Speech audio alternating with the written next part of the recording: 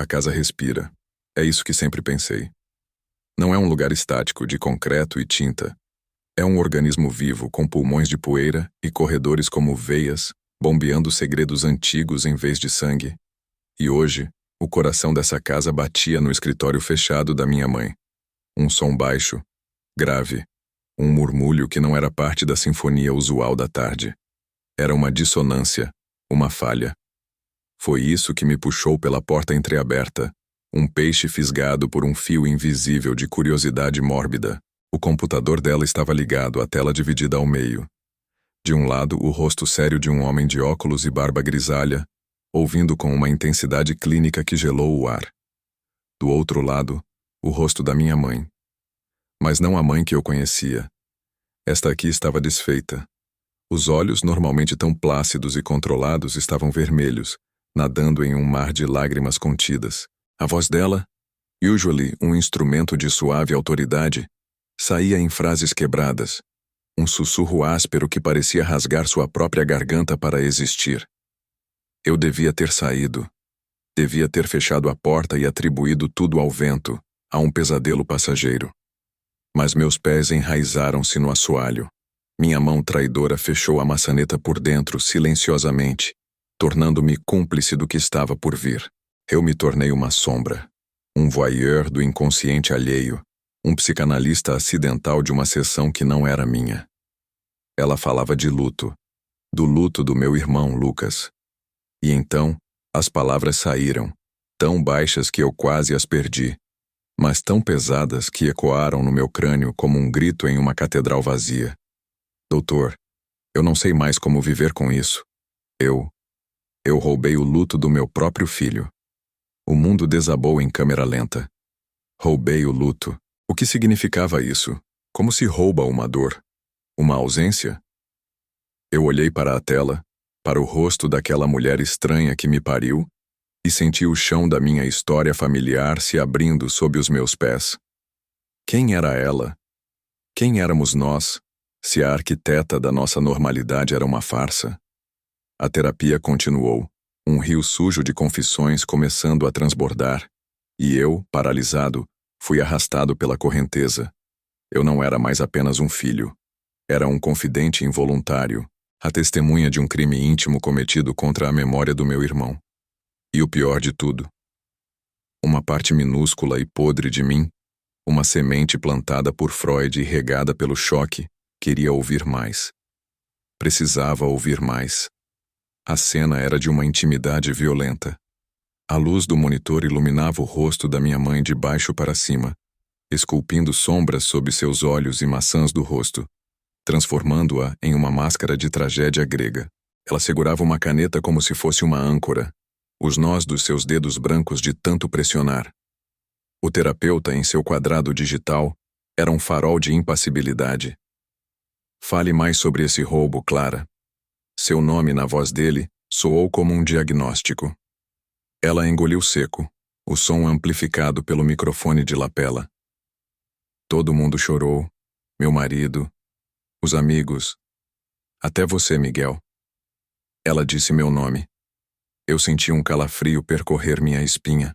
Eu estava ali, escondido, e ela estava me invocando naquela confissão. Todos vocês tiveram uma dor, autêntica, suja. A de vocês transbordou. A minha secou antes mesmo de começar. Eu vi as lágrimas de todos e era como se eu estivesse assistindo a uma peça de teatro da qual eu havia sido excluída. Eu não sentia aquilo. Senti um vazio, um vasto, silencioso, deserto. Sua voz quebrou na palavra deserto. Então eu fingi. Eu performei. Eu roubei os maneirismos do luto alheio, a mão no rosto, o olhar perdido, o suspiro quebrado. Eu vesti a dor como se vestia um vestido preto. Era um traje emprestado, uma roupa suja que eu devolveria assim que a temporada de tristeza acabasse. Eu me lembrei daqueles dias. Lembrei dela, impecável e contida, servindo café aos visitantes, falando em tons baixos e measured, sempre a anfitriã, nunca a enlutada. Eu interpretara como força, como resiliência inabalável. Era o que todos interpretaram. Ela era nossa rocha, nossa âncora. Agora eu entendia. Uma âncora não sente. Ela apenas segura, pesada e fria, no fundo escuro, enquanto a tempestade passa por cima. E havia um objeto. Ela continuou, sua voz se reduzindo a um fio de terror.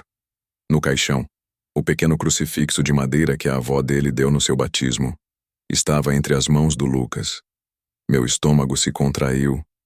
Lembro-me daquele crucifixo, a madeira clara, o Cristo simples. Todos se despediram, tocaram nele, beijaram sua testa. Eu me aproximei por último, e eu o peguei. Eu o envolvi na minha mão e o tirei de lá. Ninguém viu.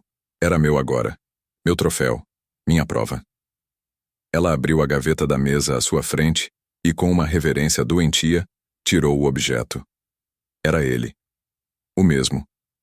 Ela o colocou na mesa, diante da webcam, como um promotor apresentando a prova cabal. A madeira parecia mais escura agora, envernizada pelo toque obsessivo. Eu roubei isso. Roubei a última coisa que ele tocou, porque talvez se eu segurasse forte o suficiente alguma daquela dor que pertencia a todos, mas que não pertencia a mim, talvez ela fosse transferida para mim. Ou talvez eu só quisesse ter algo que era só meu, um segredo que manchava a pureza daquele luto coletivo. Foi nesse momento que a câmera do laptop, por um acaso de angulação, capturou meu reflexo. Breve, difuso, um fantasma atrás dela, na porta entreaberta. Meus olhos, arregalados, encontraram os meus próprios olhos na tela. Era a confirmação final do meu pecado de voyeur. Eu não era apenas uma testemunha. Eu era parte daquilo agora. O segredo dela havia me contaminado. O crucifixo na mesa não era mais apenas um símbolo de fé ou de luto. Era um artefato de um crime familiar. E eu havia me tornado seu cúmplice silencioso. Se essa história está te tocando, comenta aqui embaixo de onde você está assistindo e que horas são aí. O ar saiu dos meus pulmões em um suspiro quase inaudível. Eu precisei me apoiar na parede. O terapeuta na tela inclinou-se para a frente, seu rosto preenchendo a tela, sua próxima pergunta pairando no ar como um machado. Clara, o que você acreditava que aconteceria ao segurar esse crucifixo? O que você realmente esperava roubar daquele caixão? Mas eu já não ouvia mais. Meus olhos estavam fixos no crucifixo sobre a mesa, na minha mãe, que era uma estranha, no meu próprio rosto fantasmagórico refletido no escuro da tela. Eu havia entrado no escritório buscando algo trivial. Havia saído carregando o peso de um segredo que dividiria minha vida em dois. O antes de saber e o depois. E o depois parecia um território vasto, escuro e perigosamente silencioso. A voz do terapeuta cortou o ar pesado do escritório. Uma faca cirúrgica procurando a veia principal do segredo. Volte para esse dia, Clara. Não para o que você performou, mas para o que você sentiu no primeiro segundo, quando a notícia chegou. A pergunta não era uma pergunta. Era uma ordem de mergulho nas próprias profundezas. E eu, escondido atrás da porta, segurei minha própria respiração, me tornando um mergulhador de um abismo que não era o meu. O rosto da minha mãe na tela se contorceu, não em uma expressão de dor, mas de uma concentração feroz, quase raivosa, como se estivesse lutando para puxar uma memória de um poço selado a concreto. Ela fechou os olhos. A caneta em sua mão parecia prestes a trincar. O telefone tocou. Ela começou, a voz saindo como um arquivo de áudio corrompido, cheio de estática e buracos. Era de manhã. O sol entrava pela janela da cozinha, iluminando os grãos de poeira dançando no ar. Eu estava lavando uma xícara de café. A xícara do Lucas, na verdade. Com aquele super-herói idiota que ele adorava. Ela fez uma pausa, e eu pude ouvir na memória dela o toque do telefone ecoando pela casa silenciosa. Meu próprio coração acelerou, revivendo aquele mesmo momento, a mesma interrupção brutal da normalidade. Atendi. Foi o hospital. A voz era burocrática, plana. Ela disse que havia sido um acidente, que não havia sofrido, que estava Morto. Aqui, sua voz não quebrou. Ela se aplainou também, tornando-se igualmente burocrática, como se ao reproduzir a frieza daquela voz, ela pudesse se proteger daquilo que veio depois. Eu desliguei. Coloquei o telefone de volta no gancho. E então, eu terminei de lavar a xícara. Esfreguei cada centímetro dela. Enxaguei, sequei, coloquei no escorredor, brilhando sob aquele mesmo sol. A confissão caiu como uma pedra no lago quieto da sessão. O terapeuta não disse uma palavra. O silêncio dele era um vácuo, puxando mais dela. Minha própria memória gritava em discordância. Não foi assim. Alguém gritou. Alguém caiu no chão. Houve caos. Lágrimas. Mas não. Eu estava me lembrando da minha reação, da reação do meu pai. Ela estava descrevendo o vazio, o centro do furacão. Miguel chegou em casa correndo, desesperado. Ela continuou, seus olhos ainda fechados, vendo o filme de um passado alternativo. Ele veio até mim, abraçou meu corpo, chorou no meu ombro. E eu o segurei. Fiz shh. Acertei suas costas. Senti a umidade das lágrimas dele no meu pescoço. E eu olhava por cima do ombro dele para a xícara limpa no escorredor e pensava: está feito. Está limpa. Era só o que eu conseguia pensar. A xícara estava limpa. Era aqui que a teoria freudiana do recalque deixava de ser um conceito de livro e se tornava carne e osso, suor e madeira da mesa. Ela não estava escondendo a dor. Ela a havia deletado do sistema operacional da sua mente no momento do impacto, substituindo-a por uma tarefa doméstica absurdamente trivial. A xícara limpa era o símbolo do seu colapso interno, um monumento à sua própria falha emocional. O funeral. Ela suspirou e pela primeira vez um tremor real percorreu sua voz. O funeral foi o pior, não pela tristeza, pelo tédio. A palavra saiu como um veneno, e eu senti um enjoo físico. Era quente. As pessoas cheiravam a perfume barato e suor. O discurso do padre era vazio.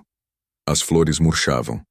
E eu ficava ali de pé olhando para aquele caixão fechado e pensava: o que eu devo estar sentindo agora? Eu procurava dentro de mim e encontrava nada.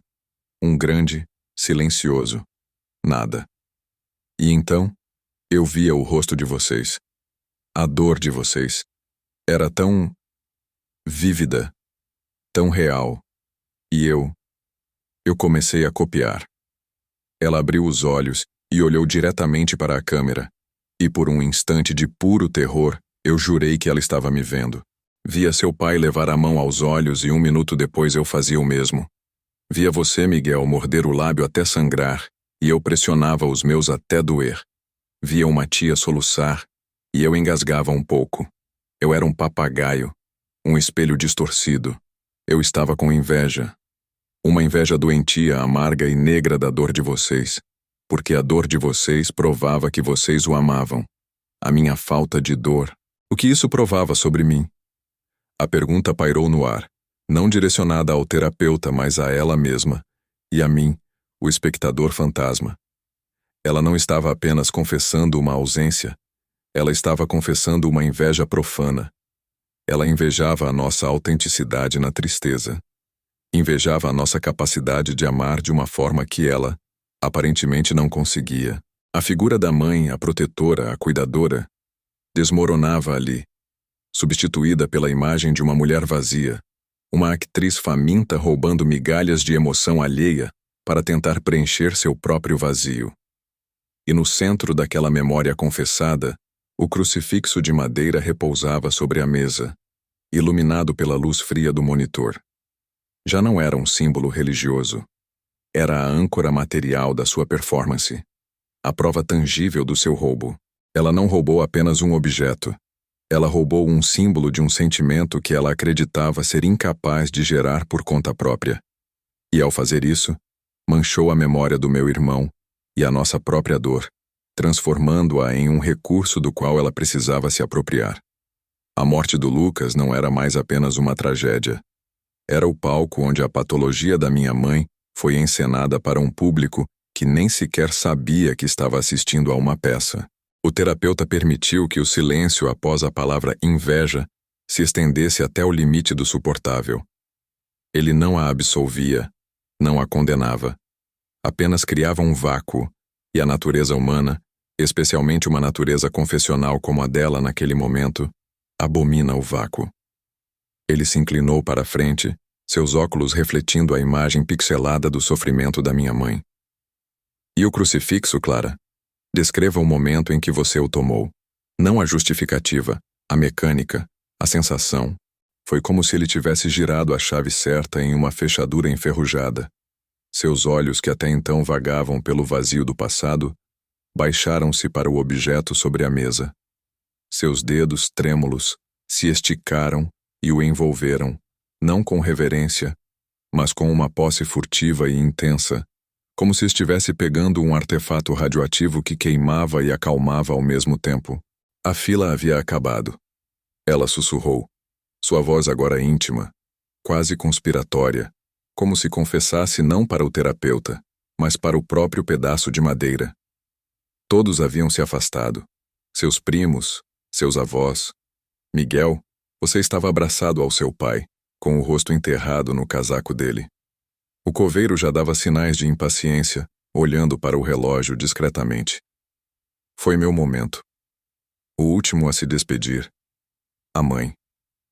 Ela cuspiu a última palavra como se fosse um osso engasgado na garganta. Me aproximei do caixão. A madeira polida cheirava a verniz novo e flores murchas. Ele estava lá dentro. Não era ele, na verdade. Era uma ideia. Uma escultura de cera vestida com sua melhor roupa. Sua descrição era assustadoramente clínica, desprovida do afeto que deveria tingir cada sílaba. Suas mãos estavam cruzadas sobre o peito. E entre os dedos estava o crucifixo. A avó o colocou ali. Um gesto tão simples, tão cheio de uma fé que eu nunca possuí. A madeira era clara, quase dourada naquela luz baixa do entardecer. Ela apertou o crucifixo em sua mão, os nós dos seus dedos ficando brancos. Eu olhei para trás. Ninguém estava me olhando. Todos estavam absorvidos em seus próprios universos de dor. Era como se eu tivesse desaparecido, tornado invisível. E então, foi rápido, mais rápido do que pensar. Minha mão, a mesma que havia lavado a xícara horas antes, deslizou para dentro do caixão. Meus dedos tocaram os dele. Eles estavam frios, de uma frieza que não era de Zegeshiji. Uma frieza de objeto. E eu não senti nada, nenhum tremor, nenhuma onda de angústia. Apenas a textura lisa da madeira do crucifixo contra a palma da minha mão. Eu o envolvi. Puxei. Ele saiu com uma facilidade obscena. Ela abriu a mão e olhou para o objeto com uma expressão de espanto e horror, como se o visse pela primeira vez. E então eu fechei minha mão ao redor dele e senti algo, finalmente. Não era dor, não era saudade, era poder. A ponta da cruz pressionou minha palma, quase perfurando a pele. Aquela dor física aguda, localizada, era real. Era minha. Eu a havia criado. Eu a controlava. Enquanto a outra dor, a grande e informe, a que pertencia a todos, continuava inatingível, a minha pequena dor auto-infligida era uma companhia. Um segredo. Meu único momento de autenticidade naquele dia inteiro de farsa. A revelação foi como um soco no meu estômago. O crucifixo não era um troféu de uma dor alheia. Era um instrumento de automutilação emocional. Um fetiche, no sentido mais freudiano e perturbador do termo. Um objeto inanimado investido de um poder psíquico intenso e perverso, capaz de gerar uma sensação de realidade onde só havia um vazio aterrador. Ela não roubou o crucifixo para se conectar com o Lucas. Ela o roubou para se punir por não se conectar com ele. A pressão da madeira contra a sua pele era um substituto físico para a punição emocional que seu inconsciente achava que merecia. Guardei no bolso do meu casaco. Ela continuou, sua voz agora monocórdica, como se estivesse em transe. Senti o peso dele o resto do dia. Durante o jantar silencioso, enquanto consolava os outros, enquanto deitava na cama ao lado do seu pai, ouvindo ele chorar baixinho no escuro. Minha mão estava sempre no meu bolso apertando o crucifixo até sangrar. Era a minha âncora para a realidade, a prova de que eu ainda era capaz de sentir alguma coisa, mesmo que fosse apenas a minha própria raiva silenciosa, transformada em uma pequena agulha de dor. O terapeuta anotou algo. O som da ponta da caneta no papel foi absurdamente alto naquele silêncio carregado. E hoje, Clara? O que ele representa hoje? Ela olhou para o objeto com ódio e uma dependência visceral. Ele é minha culpa materializada, meu segredo sujo. Toda vez que eu olho para ele, eu me lembro do que eu sou, ou do que eu não fui capaz de ser. Eu o odeio. E eu não consigo me livrar dele. É como se eu o perdesse, eu perderia a única prova da minha própria falha. Eu me tornaria uma perfeita estranha para mim mesma, sem nem mesmo esse pequeno estilhaço de verdade podre para me lembrar de quem eu sou. Ela não era uma ladra de luto. Ela era uma prisioneira de sua própria incapacidade. E o crucifixo era a chave da sua cela. Uma chave que ela não ousava usar, preferindo a familiaridade sombria da prisão à aterrorizante perspectiva de uma liberdade que não saberia como habitar. A confissão sobre o crucifixo ecoou na sala silenciosa, transformando o ar em algo espesso e pesado, como se cada partícula carregasse o peso daquela verdade doentia. O terapeuta anotou mais uma coisa. O som da caneta no papel, um pontinho final grotesco naquele segmento da narrativa. Mas para mim, atrás da porta, não havia pontinho final. Havia um turbilhão. A mulher na tela não era a minha mãe. Era uma estranha que havia vestido a pele dela por anos. Uma atriz consumada cujo palco era a nossa casa e cuja plateia éramos nós, sua família, completamente enganados. A voz do terapeuta quebrou o feitiço, suave, mas implacável. E como você se vê dentro da sua própria família agora, Clara? Após essa revelação para si mesma? Ela não respondeu imediatamente. Seus olhos, ainda vermelhos, mas agora secos, vagaram pela sala, pelo escritório que era o cenário da nossa vida familiar organizada. Fotos em molduras de prata, diplomas, uma estante de livros de culinária e jardinagem. Tudo parecia uma mentira cuidadosamente montada. Sua gaze pousou na moldura de uma foto nossa, tirada talvez 6 meses após o funeral. Estávamos todos sorrindo. Um sorriso tenso, mas presente. Ela estava no centro, com a mão no ombro do meu pai e o outro braço around me. Eu me vejo como um fantasma, ela disse, e a palavra saiu com uma calma aterradora. Um espectro que habita os corredores daquela casa. Eu preparo o jantar, lavo a roupa.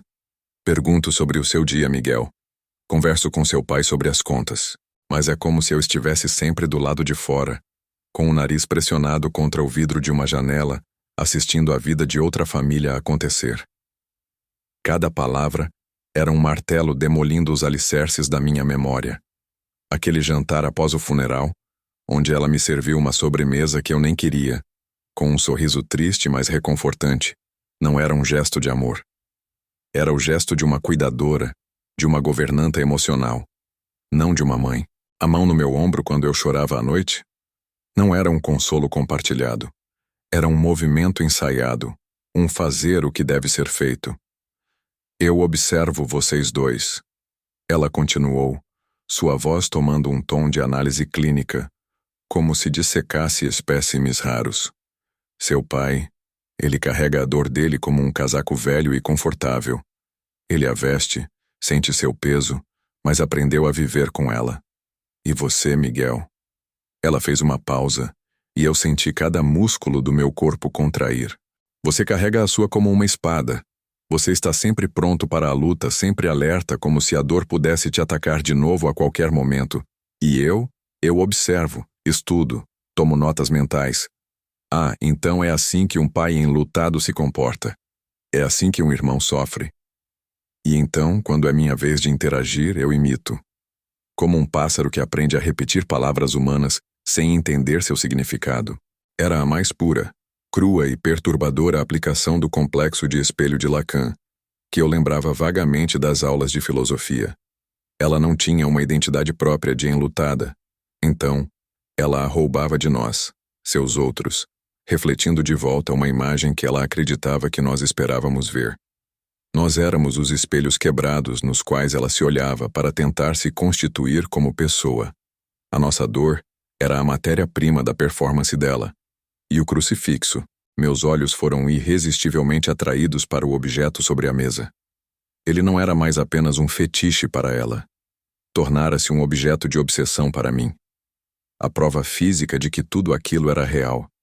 A âncora que impedia minha mente de descartar aquilo como um pesadelo febril. Eu precisava vê-lo de perto, tocá-lo, sentir na minha própria pele a ponta que perfurara a mão dela, como se através daquela dor física eu pudesse acessar e entender a monstruosidade da dor psicológica que ela descrevia. Onde ela o escondia? No fundo de uma gaveta? Em uma caixa de joias? Embaixo do colchão? Cada cenário possível era mais perturbador que o outro, pintando quadros de rituais secretos realizados no silêncio da noite. A casa, outrora um organismo vivo e familiar, agora se transformava em um labirinto freudiano. Cada cômodo ganhava uma nova camada de significado. A cozinha, onde a xícara foi lavada. A sala de estar, onde a performance do consolo foi encenada.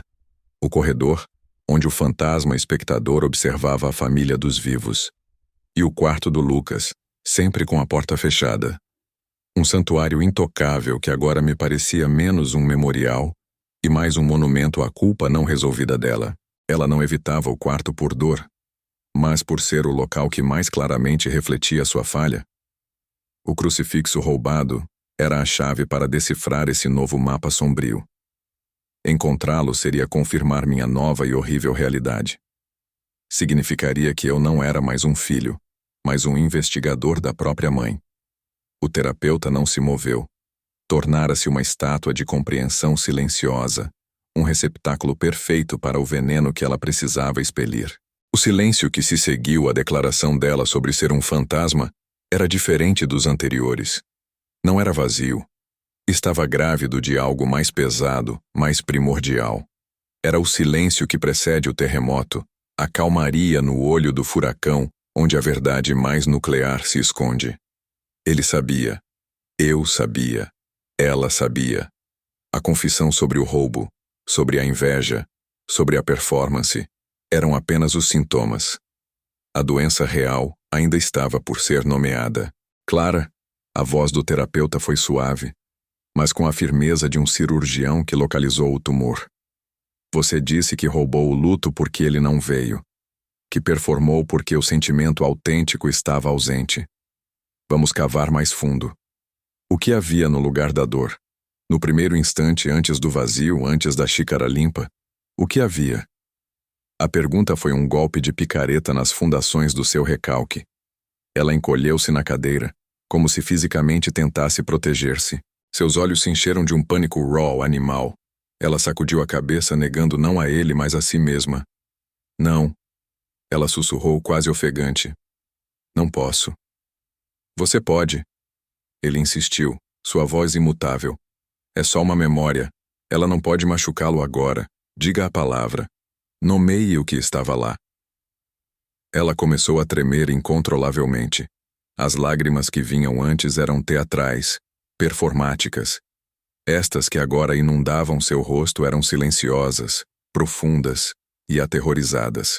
Ela olhou para o crucifixo na mesa como se ele fosse uma tábua de salvação, mas sua mão recuou, com medo de tocá-lo. Era... Ela engasgou, a palavra presa em sua garganta, um monstro que se recusava a sair. Ela fechou os olhos com força, e quando os abriu era como se estivesse olhando diretamente para o abismo dentro de si mesma. E então, a palavra saiu, não como um grito, mas como um sopro fantasmagórico, um suspiro de puro horror. Alívio. A palavra pairou no ar da sala, da minha sala, do escritório, do universo. Alívio. 3 sílabas que detonaram toda e qualquer estrutura remanescente da minha compreensão. Alívio. Fale sobre esse alívio, Clara. O terapeuta orientou, sua voz ainda calma, ancorando-a no turbilhão. Ela começou a falar, e as palavras saíam agora em um fluxo torrencial, caótico, como se um dique tivesse se rompido após anos de contenção. Não foi consciente, não foi maldade, foi biológico, primordial, como quando você segura um peso muito grande por tempo demais e de repente solta. Os músculos doem, tremem, mas há aquela agonia gostosa de ter deixado ir. Ela estava se afogando nas próprias palavras. A ligação caiu, e eu olhei para aquela xícara limpa, e a única coisa na minha mente, a única coisa verdadeira foi: acabou. Não o sofrimento dele, o meu. Acabou a vigília, acabou a preocupação, acabou o medo constante de atender o telefone, acabou a exaustão de fingir normalidade enquanto ele se destruía. Acabou o peso imenso de ser a mãe dele e não conseguir salvá-lo. Ela finalmente nomeou a culpa que antecedeu o alívio, a culpa que era tão monstruosa, tão inaceitável para a psique de uma mãe, que o único mecanismo de defesa possível foi apagar a dor da perda e substituí-la por um vazio performático. O luto seria uma emoção permitida, o alívio pela morte de um filho? Isso era a marca de Caim, o pecado original que não podia ser confessado. Lucas não morreu apenas em um acidente, não foi? A pergunta do terapeuta não era mais uma pergunta. Era uma afirmação. Ela balançou a cabeça, esmagada pelo peso. Ele estava perdido. Há anos. Drogas. Dívidas. Mentiras. Nossa casa era um campo de batalha silencioso. Seu irmão Miguel vivia com medo. Meu marido, ele se retirou. E eu era a única ainda lutando, tentando puxá-lo de volta vez após vez. E naquela manhã, quando o telefone tocou, uma parte de mim, a parte mais podre e secreta, já sabia. E quando a voz confirmou, essa parte suspirou. E a mãe que deveria estar lá, a que deveria desabar. Essa mãe foi vaporizada pela culpa desse alívio. Não houve espaço para a dor. Só sobrou o vazio. E a necessidade desesperada de esconder o que eu realmente senti. Ela finalmente pegou o crucifixo, apertando-o com uma força que devia doer. Eu roubei isso porque eu precisava de uma punição. Eu precisava sentir uma dor física, real, para tentar espiar a monstruosidade do meu alívio. Precisava de um segredo sujo para esconder o segredo mais sujo de todos. Eu não invejava a dor de vocês. Eu invejava a pureza da dor de vocês, porque a minha era contaminada. Era impura. Era um alívio no formato de uma faca. Ela não era uma monstro. Era algo mais complexo e, de certa forma, mais trágico. Uma vítima de uma culpa tão avassaladora que seu próprio ego a apagou para sobreviver. O crucifixo não era um troféu. Era um instrumento de penitência. A performance não era malícia. Era um grito de socorro de um ego que havia se fragmentado sob o peso de uma emoção proibida. O silêncio que se seguiu à palavra alívio foi diferente de todos os outros. Desta vez não era um vácuo a ser preenchido, mas um abismo que havia se aberto no centro da sala, engolindo todo o oxigênio e substituindo-o por uma verdade tão pesada que era difícil respirar. Alívio. A confissão nuclear. A pulsão de morte não dirigida ao outro, mas a sombra do outro dentro de si. A mãe que sente alívio com a morte do filho. Não havia volta. Não havia reinterpretação possível. Ela havia nomeado o monstro, e o monstro agora habitava o quarto comigo, com seu hálito quente no meu pescoço. O terapeuta, pela primeira vez, pareceu ligeiramente alterado. Ele ajustou os óculos, um movimento minúsculo que delatou a magnitude do que ouvira. Clara, ele disse, e sua voz tinha uma nova camada de cuidado, quase de cautela. Esse alívio, você o conecta a algo específico? A um momento anterior à morte dele? Ela estava destroçada, um vaso quebrado no chão do próprio consultório digital. Seus ombros tremiam, mas a torrente de palavras havia cessado, substituída por um pranto silencioso e exausto. Ela balançou a cabeça não em negação, mas em uma agonia muda. A pergunta do terapeuta parecia não alcançá-la mais. Ela havia ido tão fundo que talvez não houvesse mais respostas. Apenas o eco da própria queda. Mas eu, escondido na penumbra, fui atingido em cheio por aquela pergunta. Um momento anterior. Minha própria mente, intoxicada pelo choque, começou a funcionar freneticamente, não mais como um receptor passivo, mas como um arqueólogo do meu próprio passado, escavando memórias à luz dessa nova e horrível verdade. E então, veio, não como uma revelação, mas como um reconhecimento. Um déjà-vu sombrio e perturbador. Um fragmento de memória que eu sempre carregara, mas nunca entendera. Uma tarde, talvez 1 ano antes de Lucas morrer, eu chegara em casa mais cedo da escola. A casa estava silenciosa, uma quietude tensa, diferente da paz habitual. Subi as escadas, e ao passar pelo quarto dos meus pais, a porta estava entreaberta. Vi minha mãe. Ela estava de pé diante da janela, olhando para o jardim vazio. Não estava chorando.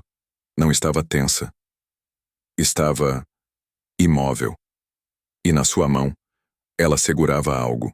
Na época, meu cérebro adolescente, não sabendo processar a cena, interpretou como um terço, um objeto de devoção. Mas agora, com a imagem do crucifixo de madeira queimada na minha retina, eu sabia. Não era um terço. Era o mesmo crucifixo. O crucifixo que ela supostamente roubara do caixão 1 ano depois. Ela já o tinha. Ela já o segurava daquele jeito, com aquela posse intensa e doentia, muito antes da morte do Lucas. A memória se encaixou com um estalo que quase me fez perder o equilíbrio. Ela não mentira sobre roubá-lo do caixão. Isso também era verdade. Mas ela omitira que o objeto já era parte dos rituais secretos dela. O crucifixo não nasceu da morte do meu irmão. Ele a precedeu. Era um símbolo de uma culpa muito mais antiga, um fetiche de uma angústia que já existia, um amuleto para uma dor que ainda não tinha nome, mas que já a consumia. A pergunta do terapeuta ecoou na minha cabeça. O que havia no lugar da dor? E a resposta agora era mais complexa. Não era apenas alívio. Era a culminação de algo. O alívio foi a explosão. A pressão vinha se acumulando há anos. O que ela sentiu não foi o vazio da falta de dor, mas o colapso de uma dor muito maior e mais antiga, que finalmente encontrava um desfecho terrível e libertador. A morte do Lucas não foi o começo da sua patologia, foi o clímax. E eu sempre soube, não conscientemente, mas aquele menino que viu a mãe com o crucifixo na mão, olhando para o vazio com uma expressão que ele não conseguia decifrar, guardou aquela imagem, enterrou-a no porão do inconsciente, onde ela ficou apodrecendo silenciosamente, envenenando minha própria relação com ela, com Lucas, com a ideia de família. O segredo dela havia me moldado tanto quanto a ela. Eu herdei não apenas a memória do meu irmão, mas a neurose não resolvida da minha mãe. Agora, eu possuía o segredo completo, a performance, o roubo, a inveja, o alívio proibido. E possuía também minha própria memória reprimida, a prova de que a raiz do problema era mais funda e mais sombria do que a própria confissão sugeria. Eu estava paralisado diante de uma encruzilhada existencial. O que fazer com esse conhecimento? Confrontá-la? Colocar o crucifixo na mesa do jantar e exigir explicações? Isso a destruiria completamente. Guardar o segredo? Me tornar o guardião da verdade podre dela, carregando sozinho o fardo de saber que a figura materna era uma construção frágil sobre um poço de culpa e alívio doentio? Ou usar isso? Usar essa verdade como uma arma, uma chave para finalmente entender todas as dinâmicas doentias da nossa família? Para me libertar da minha própria herança de silêncio e medo? O terapeuta estava falando baixo, tentando guiá-la para um porto seguro após a tempestade confessional, mas eu já não ouvia. O barco já havia afundado, e eu estava sozinho no mar escuro, segurando não uma boia, mas o crucifixo quebrado de uma verdade que talvez ninguém devesse possuir. A voz do terapeuta era agora um murmúrio distante, Um rádio sintonizado em uma estação diferente da minha realidade. Ele falava de ferramentas de coping, de aceitação, de trabalhar a culpa. Palavras ocas flutuando na superfície de um oceano de esgoto psíquico que acabara de ser revolvido. Ele estava tentando encerrar a sessão, costurar as bordas de uma paciente que ele mal conseguia compreender. Clara, vamos fazer um exercício de respiração. Encontre um ponto de ancoragem no presente. Algo tangível. Meus olhos paralisados fixaram-se na tela. Vi a mão dela, trêmula, erguer-se e pousar sobre o crucifixo de madeira na mesa. Seus dedos se fecharam around dele. O ponto de ancoragem dela era o artefato do seu pecado. A prova material do seu segredo. Nosso segredo agora. Sim, ela sussurrou. A voz um fio de voz rouca. Está aqui. Bom, mantenha-se lá. Na próxima sessão, vamos explorar como reconstruir a partir daqui. A promessa soava fútil, quase obscena. Como se reconstruir fosse possível depois de confessar ter sentido alívio pela morte do próprio filho. Ela assentiu mecanicamente. A tela escureceu. A chamada foi encerrada. Por um longo momento, ela não se moveu. Ficou ali, na penumbra do escritório. Apenas o som ofegante da sua respiração e o leve ruído da madeira do crucifixo sendo pressionada pela sua palma. Eu estava congelado, meu corpo grudado na parede, meu coração batendo tão forte que eu temia que ela pudesse ouvir. Então vi a transformação. Foi assustadoramente metódica. Ela soltou o crucifixo, colocando-o de volta na gaveta da mesa com um movimento preciso. Ela pegou um lenço, limpou o rosto com firmeza, removendo os vestígios salgados das lágrimas. Ela se arrumou, passando os dedos pelos cabelos, endireitando a gola da blusa. Era como assistir a uma atriz se preparando nos bastidores, compondo a persona que usaria no palco. Em menos de um minuto, os estilhaços da mulher despedaçada foram recolhidos e uma máscara de serenidade foi cuidadosamente colocada no lugar. A rocha. A âncora. A mãe. Ela se levantou, estalou levemente o pescoço, um tique que eu sempre associara ao cansaço, e se dirigiu à porta. Meu instinto de sobrevivência falou mais alto que o choque. Me movi como um fantasma, deslizando para fora do escritório um segundo antes de ela abrir a porta, sumindo na penumbra do corredor e fingindo estar voltando do banheiro. Nossos olhos se encontraram. Ela parou na porta do escritório. Eu parei no corredor. Miguel, tudo bem, filho? Sua voz estava calma, um pouco cansada, talvez. Mas era a voz dela, a de sempre. Nada da aspereza, do desespero, daquela confessionalidade brutal que havia ecoado na sala seconds antes. Meu mundo girava. A dissonância era tão violenta que eu senti vertigem. Como ela podia fazer aquilo? Como podia trancar aquele monstro no porão da mente e subir as escadas com um rosto tão plácido? Tudo. Minha voz saiu como um croaky. Só fui beber água. Ela me olhou por um segundo a mais do que o necessário. Foi um olhar penetrante e analítico. A espectadora analisando o seu principal espelho. Ela estava me lendo, procurando em meu rosto qualquer sinal de que eu havia testemunhado a sua performance privada. Eu forcei um bocejo, esfreguei os olhos, interpretando o papel do filho sonolento e alheio. Performando para quem estava performando para mim. Parece que funcionou. Um pequeno sorriso cansado apareceu em seus lábios. O jantar está pronto. Seu pai já está à mesa.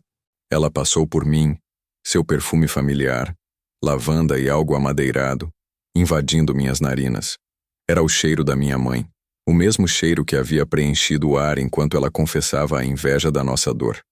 Segui-la até a cozinha foi como caminhar para uma cena de um filme que eu já tinha visto 1000 vezes, mas cujo roteiro secreto eu finalmente conhecia. O jantar foi uma experiência surreal.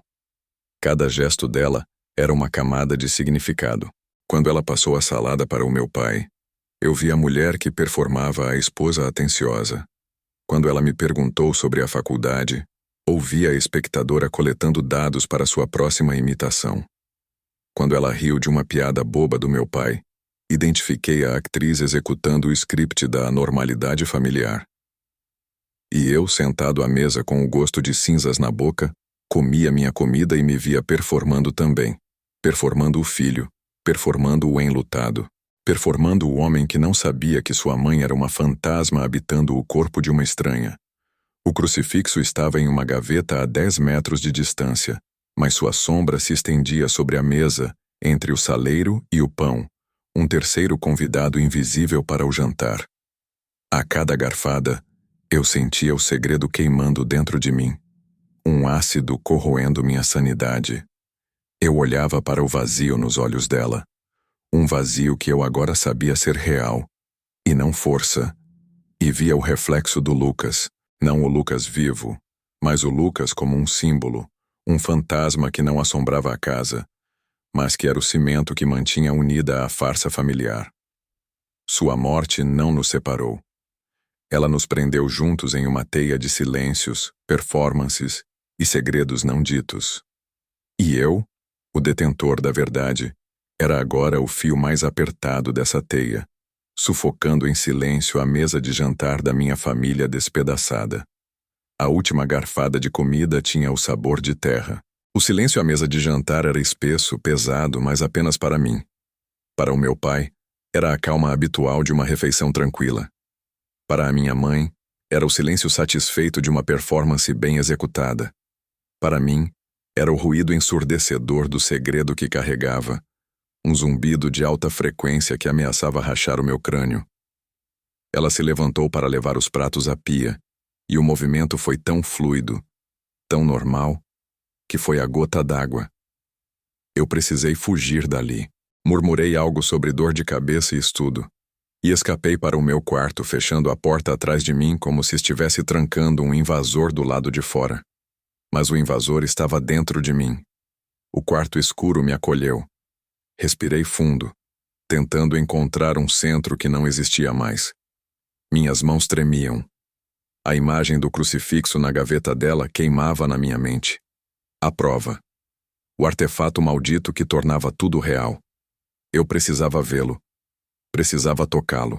Não como ela, em busca de dor ou punição, mas em busca de uma âncora para a minha própria realidade, que deslizava como areia movediça. Deslizei pelo corredor como um ladrão na própria casa. O escritório estava vazio, impregnado com o eco residual daquela confissão. A luz da rua entrava pela janela, iluminando faixas de poeira no ar. Cada som da casa, a torneira pingando na pia, a TV distante, soava como um alarme. Abri a gaveta da mesa com uma reverência funesta. Lá estava ele, o crucifixo de madeira clara. Parecia menor do que na tela, mais insignificante e, portanto, mais sinistro. Peguei-o. A madeira estava lisa, quase oleosa pelo toque constante. Senti a ponta afiada da cruz. Ela não perfurou minha pele, mas uma pontada de dor psíquica aguda e clara percorreu-me. Era isso, a fonte de tudo. O símbolo do roubo, da inveja, do alívio proibido. Segurei-o com força, como se ele pudesse me dar as respostas que a sessão de terapia não deu. Mas ele era apenas um pedaço de madeira. Mudo. Frustrado, quase em lágrimas de raiva e confusão, fui fechar a gaveta quando minha mão roçou em algo escondido atrás de um monte de papéis. Algo fino, retangular, envolto em um pano macio. Uma curiosidade doente, um impulso irresistível de profanação guiou minha mão. Puxei o objeto para fora. Era uma moldura de fotos antiga, pequena, daquelas que se guarda em caixas de memórias, envolvida em um pedaço de veludo vermelho escuro, como um objeto sagrado ou amaldiçoado que precisava ser escondido da luz. Meus dedos desataram o veludo, hesitantes. A moldura não continha uma foto de Lucas, nem de mim, nem da família. Era uma foto desbotada da minha mãe, muito jovem, talvez na minha idade. Ela estava em um hospital de roupão, com o cabelo suado colado no rosto, mas com um sorriso radiante, triunfante. Nos seus braços, um recém-nascido, envolto em um cobertor azul. Era Lucas, seu primogênito, Não era a foto em si que detonou o mundo pela segunda vez naquela noite. Era o que estava escrito à caneta, na parte branca inferior da foto, com uma caligrafia que eu reconhecia como a dela, da época da escola, cheia de curvas e esperanças. Meu pequeno Salvador, 15 de maio. Você me redimiu de tudo. Redimiu de tudo. As palavras ecoaram na sala silente, colidindo com a confissão de alívio que ainda ecoava nas paredes. Redimiu. Ela não sentiu alívio apenas pela morte dele. Ela sentiu alívio pela morte do seu Salvador. O filho que ela não teve apenas por amor, mas por uma necessidade doentia de redenção, de expiação por um tudo que eu não conhecia, mas que agora se abria como um novo abismo sob os meus pés. O pecado original não era o alívio, não era o roubo, era o que veio antes, o que quer que Lucas a tivesse redimido. Um pecado, uma culpa, uma falha tão grande que a levou a colocar no filho, desde o primeiro segundo de vida, um fardo messiânico que nenhuma criança poderia carregar. Ele falhou, ele não a redimiu, ele se perdeu, e a decepção, a raiva por ter falhado em salvá-la, deve ter fermentado por anos, intoxicando todo o amor materno, até que a morte dele, a falha final, trouxe aquele alívio monstruoso e proibido. O crucifixo não era um símbolo do luto roubado. Era um símbolo do Salvador falho. Ela não o roubou do caixão para punir-se por não sentir dor. Ela o roubou para reclamar o que era seu. O símbolo de uma redenção que ele prometeu, mas nunca entregou. Eu caí de joelhos no chão do escritório, a foto em uma mão, o crucifixo na outra. O segredo era mais profundo, mais antigo e mais sombrio do que eu jamais poderia imaginar. Eu não possuía apenas a verdade sobre a morte do meu irmão. Eu possuía a chave para a psique rachada da minha mãe, e ela abria uma porta para um quarto escuro que eu não tinha coragem de entrar. A provocação final não era para ela. Era para mim.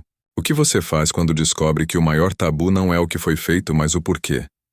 Quando entende que o monstro não nasceu no dia do funeral, mas foi alimentado por anos em silêncio? Você enterra a foto junto com o crucifixo e finge que nada sabe? Ou você encara o abismo sabendo que ele nunca mais te devolverá intacto? O pecado original nunca foi dele, nem mesmo totalmente dela. Foi do fardo que uma mãe colocou sobre um filho, condenando-os ambos desde o primeiro suspiro. E eu, ao segurar essas duas relíquias de uma tragédia familiar, tornei-me o herdeiro não apenas do segredo, mas da culpa. A pergunta agora não era o que ela havia feito. Era o que eu faria. A verdade é um buraco negro. Quanto mais você se aproxima, mais ela distorce tudo ao seu redor, até que a luz da sua própria sanidade não consegue mais escapar. Esta não é uma história sobre uma mãe monstruosa. É uma história sobre os monstros que criamos para carregar as culpas que não podemos admitir, e sobre os filhos que, um dia, herdam esses monstros sem saber como alimentá-los ou como matá-los. O twist final não está no que ela confessou, mas no que você, espectador, é obrigado a carregar agora. Você testemunhou a implosão de um núcleo familiar. Você possui um segredo que não é seu, e a provocação que fica é: o que há na sua casa? Qual é o crucifixo escondido na gaveta da sua família? Qual a fotografia embrulhada em veludo que ninguém ousa olhar?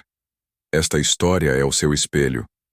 Você veio buscar entretenimento sombrio e leva consigo uma pergunta que vai ecoar nos seus próprios corredores vazios, nos silêncios à mesa de jantar da sua vida. A terapia terminou. A confissão foi feita, mas o verdadeiro pesadelo só começa agora, porque alguns segredos, uma vez ouvidos, não podem ser devolvidos. Eles se instalam em você. Eles sussurram. E a pergunta que nunca vai embora é: você realmente quer saber a verdade sobre as pessoas que você ama? Ou prefere a confortável escuridão da mentira?